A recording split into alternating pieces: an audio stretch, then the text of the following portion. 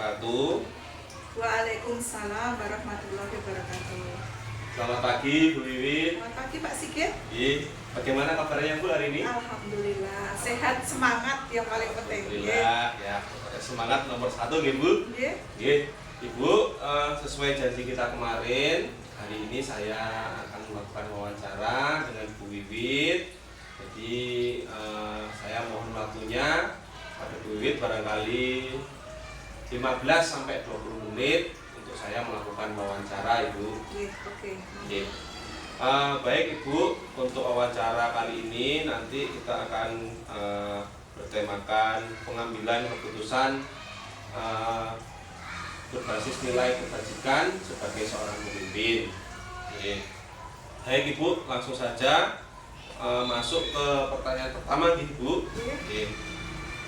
Selama ini bagaimana Anda dapat mengidentifikasi kasus-kasus yang merupakan dilema etika atau bujukan moral? Kalau mengidentifikasi itu pada saat saya mendapatkan masalah atau sesuatu yang harus segera dicari solusinya, dan itu merupakan pilihan yang kedua-duanya benar. Jadi misalnya saya memiliki kasus atau masalah, contohnya misalnya salah satu bapak ibu guru itu dapat undangan dari dinas, sementara ketugasan beliau kan mengajar. Nah, bagaimana saya mencari solusinya? Yang saya ambil otomatis yang hanya sedikit resikonya gitu, atau konsekuensinya. Jadi saya perlu berpikir dan perlu saran dari teman-teman guru yang lain supaya pilihan tersebut tepat meskipun ada konsekuensi yang harus tetap kita lakukan gitu. Baik, selanjutnya selama ini bagaimana Anda menjalankan pengambilan keputusan di sekolah Anda, terutama untuk kasus-kasus di mana ada dua kepentingan yang sama-sama benar atau sama-sama mengandung nilai kebajikan?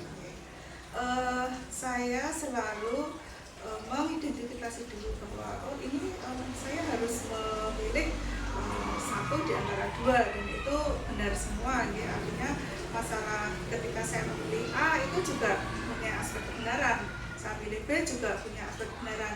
Nah, yang saya lakukan tentunya saya akan diskusi atau musyawarah dengan Bapak Ibu guru maupun Bapak Ibu Tendi. Dan sebelum diskusi tentunya saya harus tahu, harus memetakan Bapak Ibu guru itu punya karakter bagaimana, kemudian punya potensi apa gitu. Jadi pada intinya kalau Bapak Ibu guru kan biasanya punya tugas sampiran ya, misalnya sebagai kesiswaan, kemudian kurikulum. Dan jika masalah tersebut berkaitan dengan kurikulum, maka saya akan bertanya dan bermusyawarah dengan Bapak Ibu guru bagian kurikulum. Intinya berarti komunikasi gitu. Ya. Pertanyaan ketiga Ibu, langkah-langkah atau prosedur seperti apa yang biasa Anda lakukan selama ini? Kalau untuk memecahkan masalah yang berkaitan dengan dilema etika, langkah pertama tentunya saya harus paham betul potensi Bapak Ibu guru. Kemudian saya harus, ketika ada masalah, saya harus tahu masalah itu perlu dipecahkan dengan teman-teman yang mana gitu. Nah, kemudian setelah itu baru nanti kolaborasi, bekerja sama dengan guru maupun tendik yang berkompeten terhadap masalah tersebut. Nah, setelah musyawarah nanti kita akan mendapatkan solusi. Tapi selain solusi, saya juga akan menjelaskan tentang resiko atau konsekuensi ya, lebih ke konsekuensi. Artinya setiap masalah yang kita cari solusinya atau setiap solusi terhadap satu masalah itu pasti ada efeknya ya, kita cari yang paling baik lah. Artinya ketika nanti ada konsekuensi yang dua-duanya itu baik semua, kita pilih yang paling baik gitu. Oke, baik Ibu. Pertanyaan selanjutnya, Hal-hal apa saja yang selama ini Anda anggap efektif dalam pengambilan keputusan pada kasus-kasus dilema etika? Yang paling efektif itu jika kami melakukan kolaborasi, kerjasama, komunikasi dengan Bapak Ibu guru. Karena beberapa kasus dilema etika itu terjadi di dalam kelas, sehingga yang lebih paham itu Bapak Ibu guru. Sedangkan yang berkaitan dengan kegiatan secara umum atau kegiatan di luar kelas, ya artinya berkaitan dengan sistem manajemen di sekolah, itu juga harus kolaborasi dengan Bapak Ibu guru gitu. Jadi adanya komunikasi itu akan memudahkan solusi yang akan kita ambil. Karena bagaimanapun dalam satu sekolah itu merupakan satu tim, baik itu kepala sekolah, kemudian guru, tendik, dan kita juga dibantu oleh komite. Dan pada waktu tertentu kita juga perlu sharing dengan komite, dengan forum kelas atau wali murid. Ya, baik. Untuk pertanyaan nomor 5, Ibu Win, hal-hal apa saja yang selama ini merupakan tantangan dalam pengambilan keputusan pada kasus-kasus dilema etika? Kalau tantangan itu karena semuanya baik harus pilih satu ya, itu tentunya ketika kita memutuskan itu pasti ada yang kurang berkenan atau kurang puas gitu. Nah itu tantangan saya. Jadi paling tidak kalau kita melibatkan Bapak Ibu guru, rasa kurang puas itu nanti bisa tidak terlalu besar ya, artinya mereka masih bisa menerima ketika putusan itu tidak sesuai dengan apa yang diinginkan oleh Bapak Ibu guru maupun tendik, ataupun jika itu berkaitan dengan masalah-masalah dengan wali murid gitu. Karena semua masalah itu bisa kita selesaikan asal komunikasinya baik, dan solusi yang ditawarkan itu merupakan hasil musyawarah dari semua stakeholder yang ada di sekolah. Oke. Baik Ibu, pertanyaan nomor 6. Apakah Anda memiliki sebuah tata kala ataupun jadwal tertentu dalam sebuah penyelesaian kasus dilema etika? Apakah Anda langsung menyelesaikan di tempat atau memiliki sebuah jadwal untuk menyelesaikannya? Kemudian bentuk atau prosedur seperti apa yang Anda jalankan? Kalau tata kala itu tergantung dari kasus atau masalahnya. Ketika kasus itu harus diselesaikan saat itu dengan secara cepat, sekarang harus hari itu, maka hari itu harus kami selesaikan. Dan tata kala itu ada untuk masalah-masalah misalnya tentang pelaksanaan kegiatan sekolah yang sudah direncanakan. Contohnya misalnya kegiatan PLS ya, PLS yang dilakukan sekolah di sini. Jadi itu memerlukan biaya. Nah, biaya itu tidak serta-merta langsung saya putuskan, tapi bareng-bareng dengan tim anggaran atau bendahara. Dan itu sudah ada tata kalanya. Jadi sebelum awal tahun anggaran itu sudah diplotkan. Jadi untuk tata kala penyelesaian masalah tergantung dari masalah itu harus cepat diselesaikan atau itu masih bisa kita jadwalkan begitu. Oke, baik. Pertanyaan nomor 7. Adakah seseorang atau faktor-faktor apa yang selama ini mempermudah ataupun membantu Anda dalam pengambilan keputusan dalam kasus-kasus dilema etika? Yang membantu saya banyak, Pak Sigit. 1, jelas Bapak Ibu guru. 2, Bapak Ibu tendik. 3, komite. Komite itu sangat mendukung semua kegiatan di sekolah. Kemudian bimbingan dari pengawas, dari dinas ya. Lalu support dari wali murid, dari forum kelas kalau biasanya yang kita sering kita libatkan. Dan yang paling penting anak-anak itu, siswa kita itu sangat mendukung gitu. Jadi yang membantu saya ya satu tim itu para pemangku kepentingan di sekolah gitu. Oke, baik Ibu. Untuk pertanyaan terakhir ini Bu, dari semua hal yang telah disampaikan, pembelajaran apa yang dapat Anda petik dari pengalaman Anda mengambil keputusan dilema etika? Pembelajaran yang paling penting bagi saya itu pada saat saya mendapatkan masalah dan memutuskan secara bersama-sama. Jadi ketika ada masalah yang berkaitan dengan dilema etika maupun masalah yang lain, ketika kita berkomunikasi bersama-sama itu akan lebih cepat mendapatkan solusi. Sebaliknya, jika saya memutuskan sendiri, saya yakin keputusan saya nanti hanya dari sudut pandang saya, tidak dari sudut pandang yang lain atau dukung saya. Sehingga keputusan yang saya ambil sendiri itu justru akan membuat polemik yang baru di sekolah yang saya pimpin. Itu jadi pembelajarannya untuk menyelesaikan masalah kita perlu bekerja sama. Oke. Baik Ibu,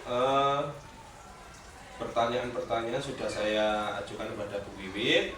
Terima kasih sekali sudah menjawab pertanyaan yang sudah saya ajukan dengan sangat sangat luas pengalaman dari Bu Wiwit. Semoga melalui wawancara ini saya bisa belajar dari Bu Wiwit, dari pengalaman yang sudah Bu Wiwit ceritakan kepada saya melalui wawancara hari ini. Baik Bu Wiwit, saya kira cukup dulu untuk wawancara hari ini. Terima kasih sekali atas waktunya.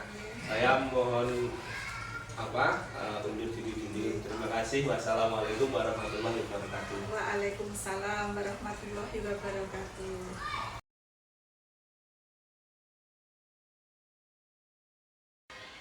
Assalamualaikum warahmatullahi wabarakatuh. Waalaikumsalam warahmatullahi wabarakatuh. Selamat pagi Bu Dewi. Pagi. Gimana kabarnya hari ini Bu? Alhamdulillah baik. Semoga nanti jenengan juga sama. Alhamdulillah Ibu, yang tetap semangat pokoknya Siap. kita. Harus ya. Ya. Baik Ibu, sesuai dengan janji yang sudah kita buat kemarin, hari ini saya ingin melakukan wawancara pada Bu Dewi berkaitan dengan pengambilan keputusan basis nilai kebajikan sebagai seorang pemimpin. Oke. Baik Ibu, nanti ada 8 pertanyaan yang akan saya ajukan kepada Bu Dewi. Oke. Saya mohon waktunya mungkin barangkali 15 sampai 20 menit Ibu untuk melakukan wawancara ini. Siap. Oke. Baik, bisa kita mulai Ibu? Ya, silakan. Baik Ibu, untuk pertanyaan yang pertama, selama ini bagaimana Ibu dapat mengidentifikasi kasus-kasus yang merupakan dilema etika atau rujukan moral? Ya, kalau ini etika ini ya, ini pasti di setiap sekolah pasti ada. Nah, cara mengidentifikasinya itu saya lihat dulu apakah ini perlu kita diskusikan secara bersama-sama atau intern ke guru kelasnya atau ke personal begitu ya. Karena kalau etika itu terus terang ini kan menyangkut banyak sebetulnya, ada etika moral gitu ya, ada etika profesi gitu, dimana pasti setiap guru itu ada permasalahan. Nah, tergantung kita bagaimana cara mensikapi dari permasalahan itu. Ketika etika moral ya nanti kita personal. Jadi saya akan berdiskusi atau berbicara dengan yang bersangkutan terkait dengan etika moral tersebut. Nah, nanti ketika dari itu kita gali bersama penyebabnya apa, kemudian kita cari solusi bersama sehingga nanti tidak akan semakin dalam gitu. Sehingga nanti kita bisa meminimize atau bisa meng-cut sehingga besok itu tidak terulang lagi, karena kita sebagai pendidik, pengajar itu memang harus dituntut untuk karena kita ada kode etik ya, jadi maka kita harus menjalankan itu dengan baik. Kemudian kita juga sebagai contoh, sebagai panutan, maka kita juga harus memberikan itu kepada anak-anak. Baik Ibu. Oke. Untuk pertanyaan nomor 2, selama ini bagaimana Ibu menjalankan pengambilan keputusan di sekolah Ibu, terutama untuk kasus-kasus di mana ada dua kepentingan yang sama-sama benar atau sama-sama mengandung nilai kebajikan? Oke, kalau ini nanti kita akan lihat keluasannya dulu, efeknya dulu. Kalau untuk orang banyak maka harus kita segera untuk kita antisipasi, harus kita selesaikan. Tapi ketika itu masih bisa kita oke lah nanti dulu gitu. Jadi urgennya kita harus lihat urgensi. Iya. Jadi ketika memang itu harus segera, maka kita harus menindaklanjuti agar itu bisa terselesaikan. Dan caranya ketika itu menyangkut untuk orang banyak, maksudnya umum, hal-hal umum bukan personal, maka nanti akan saya sampaikan kepada teman-teman. Jadi kayak kita koordinasi begitu, kita munculkan ada seperti ini, bagaimana pendapat teman-teman, nanti mereka akan berpendapat, lalu kita ambil satu hal atau kita ambil satu keputusan yang betul-betul itu intinya kegunaannya, kemudian itu berefek untuk kebaikan yang jelas. Tapi kalau yang enggak ya nanti kita skip. Oh iya, gitu. Berarti kita lihat urgensinya terlebih dahulu. Iya. Baik, untuk pertanyaan selanjutnya Ibu, langkah-langkah atau prosedur seperti apa yang biasa Ibu lakukan selama ini dalam kaitan ini dalam pengambilan keputusan pribadi? Kalau itu langkah-langkah saya, yang pertama saya dulu. Jadi sebelum saya sampaikan ke teman-teman, saya paling tidak mempunyai nanti ini begitu. Baru nanti akan saya sampaikan kepada teman-teman, biar mereka dulu yang menyampaikan pendapat, baru nanti kita akan ambil keputusan yang terbaik. Berarti tetap dari Ibu dulu, baru nanti akan dilanjutkan oleh tim ataupun Bapak Ibu yang lain. Oke, selanjutnya Ibu, hal-hal apa saja yang selama ini Ibu anggap efektif dalam pengambilan keputusan pada kasus-kasus dilema etika? Pengambilan keputusan tetap saya akan memprioritaskan yang terbaik gitu ya. Jadi kita punya keputusan yang terbaik, yang mana nanti itu bisa tidak merugikan satu pihak, tetapi memang bisa diterima logis. Itu kemudian ya sama seperti tadi, apapun keputusan itu nanti akan saya sampaikan kepada teman-teman. Siapa tahu dengan keputusan dari teman-teman itu ada menambah lagi, sehingga nanti keputusan itu menjadi lebih baik. Berarti mungkin bisa juga diambil keputusan yang mungkin tingkat konsekuensinya yang lebih rendah. Ya. Baik Ibu, pertanyaan selanjutnya ini nomor 5. Hal-hal apa saja yang selama ini merupakan tantangan dalam pengambilan keputusan pada kasus-kasus dilema etika? Nah, ini hal-hal yang agaknya ini Mas, nggak enaknya itu loh. Jadi kita sudah berkali-kali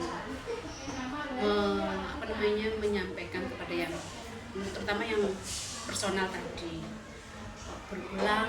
Nah ini kan rasa itu kan rada gimana begitu ya. Nah akhirnya kalau seperti ini saya minta tolong ke pihak lain itu terutama ke pengawas. Kalau pengawas sudah memberikan, ternyata memang belum, nanti kita akan naik lagi ke dinas. Jadi ketika hal-hal yang saya betul-betul Mas sudah mentok, saya sudah dianggap belum ini, nanti saya dengan Pak Pengawas. Jadi kadang-kadang saya ketika ada hal-hal tertentu, saya koordinasi dengan pengawas, minta saran ataupun pendapat, sehingga nanti bisa menyelesaikan tadi, maksudnya yang etika tadi. Berarti tantangan Ibu sendiri di sini dari pengalaman Ibu, ketika kita sudah mengambil keputusan, ternyata hal itu belum terlaksana dengan baik. Kemudian perlu koordinasi dengan tingkat pengawas. Pengawas. Kemudian step selanjutnya Oke, baik. Memang terkadang apa ya Bu ya, hal-hal seperti itu kadang lumrah terjadi Iya. ataupun tergantung dari pribadinya Iya. bagaimana ketika sudah diputuskan ataupun sudah diperingatkan, mungkin apa ya, kembali lagi kepada diri kita masing-masing. Mungkin sudah menjadi watak atau bagaimana, Iya. itu menjadi tantangan kita besar. Baik Ibu, untuk pertanyaan selanjutnya, apakah Ibu memiliki sebuah tata kala ataupun jadwal tertentu dalam sebuah penyelesaian kasus dilema etika? Kemudian apakah Ibu langsung diselesaikan di tempat atau memiliki sebuah jadwal untuk menyelesaikannya? Bentuk atau prosedur seperti apa yang Ibu jalankan? Kalau jadwal itu saya terus terang tidak. Jadi insidental sih ya. Jadi ketika ada hal yang kurang ya langsung saat itu juga kita selesaikan. Tapi terkadang ini saya sudah menyampaikan kepada teman-teman terkait dengan kesepakatan yang sudah kita sepakati. Nanti ketika ada yang nun sewu pelanggaran itu, nah nanti kita dipersonal lagi. Berarti untuk jadwal tertentu tidak ada dari Bu Dewi. Iya. Berarti langsung misalkan ada kasus dilema etika hari itu, berarti hari itu juga Hari langsung itu sudah diselesaikan. diselesaikan. Memang kalau saya melihat dari pribadi saya sendiri memang harus seperti itu Bu. Jadi agar tidak berlarut-larut, tidak menguap begitu saja, sehingga ketika terjadi sebuah kasus dilema etika itu memang perlu penyelesaian secara secepat mungkin. Iya. Oke, baik Ibu, untuk pertanyaan nomor 7, adakah seseorang ataupun faktor-faktor apa yang selama ini mempermudah ataupun membantu Ibu dalam pengambilan keputusan dalam kasus-kasus dilema etika? Faktor-faktor yang membantu saya ya. Kalau yang ini yang membantu saya itu sebetulnya teman-teman saya sebetulnya. Jadi ada teman-teman yang saya anggap beliau itu usianya masih sudah di atas saya, tapi ketika hal-hal tertentu ini kadang saya minta pendapat beliau itu, Bapak kalau seperti ini andaikan nanti itu seperti ini pripun begitu. Mboten apa Bu. Jadi kadang saya menyampaikan saran ketika ada hal itu keputusan saya seperti ini, kira-kira itu saya apa enggak, bagus atau tidak begitu. Jadi ketika sebelum saya menyampaikan itu, saya komunikasi dulu dengan bapak dan ibu yang saya anggap beliau itu matang dalam dalam psikologisnya semuanya, karena beliau itu saya anggap senior. Jadi apapun ketika saya sebelum menyampaikan keputusan itu saya pasti Bapak Ibu kalau seperti ini pripun. Oke, kadang beliau itu malah menambahkan, Bu tambah ini Bu biar tambah bagus atau biar lebih.